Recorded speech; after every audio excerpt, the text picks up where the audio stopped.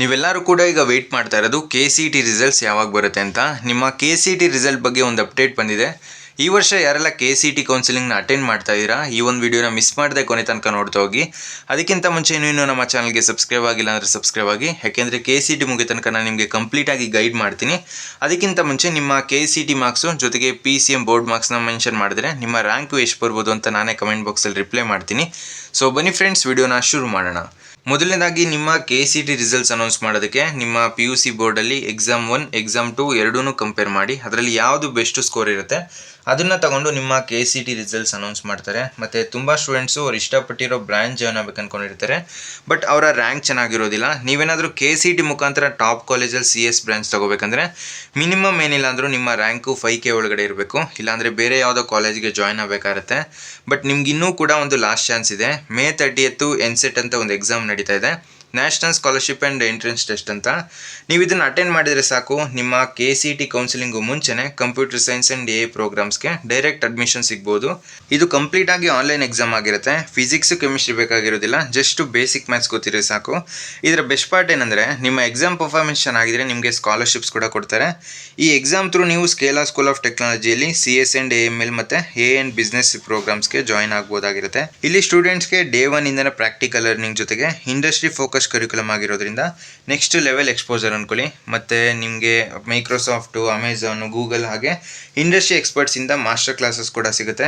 ಇದರ ರಿಸಲ್ಟ್ ಏನಂದರೆ students first ಇಯರಿಂದನೇ ನ್ಯಾಷನಲ್ ಆ್ಯಂಡ್ ಇಂಟರ್ನ್ಯಾಷನಲ್ ಇಂಟರ್ನ್ಶಿಪ್ನ ಕ್ರ್ಯಾಕ್ ಮಾಡ್ತಾ ಇದ್ದಾರೆ.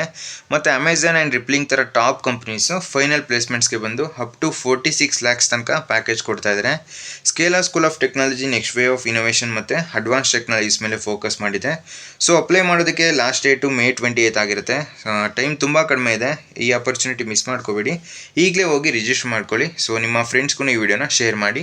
ಈಗ ವಿಡಿಯೋನ ಕಂಟಿನ್ಯೂ ಮಾಡೋದಾ? ಎಲ್ಲರೂ ಎಕ್ಸ್ಪೆಕ್ಟ್ ಮಾಡಿದ್ದೇನು ಅಂತ ಹೇಳಿದ್ರೆ KCET ರಿಸಲ್ಟ್ಸು ಮೇ ಎಂಡಿಂಗಲ್ಲಿ ಬರ್ಬೋದು ಅಂತ.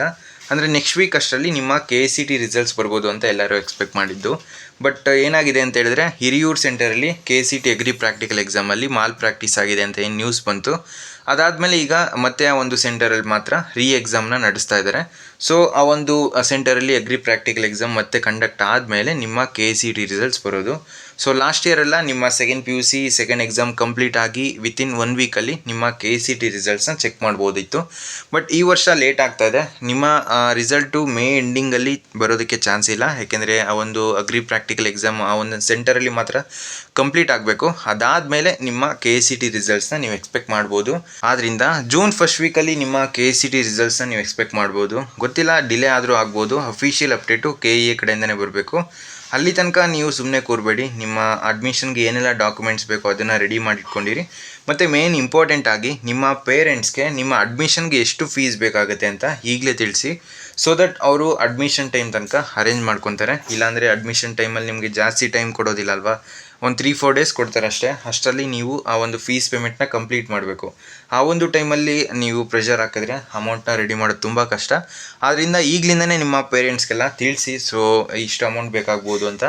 ಮತ್ತು ನಿಮ್ಮ ಕಾಲೇಜ್ ಲಿಸ್ಟ್ನ ಈಗಲಿಂದನೇ ಪ್ರಿಪೇರ್ ಮಾಡ್ಕೊಳ್ಳಿ. ಯಾವ ಕಾಲೇಜ್ ಬೆಸ್ಟ್ ಇದೆ, ನಿಮ್ಮ ರ್ಯಾಂಕಿಗೆ ಯಾವ ಕಾಲೇಜ್ ಸಿಗ್ಬೋದು, ಇದ್ರ ಬಗ್ಗೆ ಎಲ್ಲ ನೆಕ್ಸ್ಟು ವೀಡಿಯೋಸ್ ಮಾಡಿ ತಿಳಿಸ್ಕೊಡ್ತೀನಿ.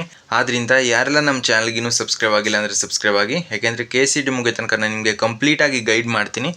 NCET ಟೆಸ್ಟ್ ಲಿಂಕು ಡಿಸ್ಕ್ರಿಪ್ಷನಲ್ಲಿ ಕೊಟ್ಟಿರ್ತೀನಿ, ಹೋಗಿ ರಿಜಿಸ್ಟರ್ ಮಾಡ್ಕೊಳ್ಳಿ. ಮತ್ತು ನಿಮ್ಮ KCET PCM ಮಾರ್ಕ್ಸು ಜೊತೆಗೆ ಬೋರ್ಡಲ್ಲಿ PCM ಮಾರ್ಕ್ಸ್ ಎಷ್ಟು ಬಂತು ಅಂತ ಕಮೆಂಟ್ ಬಾಕ್ಸಲ್ಲಿ ತಿಳಿಸಿ. ನಿಮ್ಮ ರ್ಯಾಂಕ್ನ ನಾನೇ ಪ್ರಿಡಿಕ್ಟ್ ಮಾಡ್ತೀನಿ.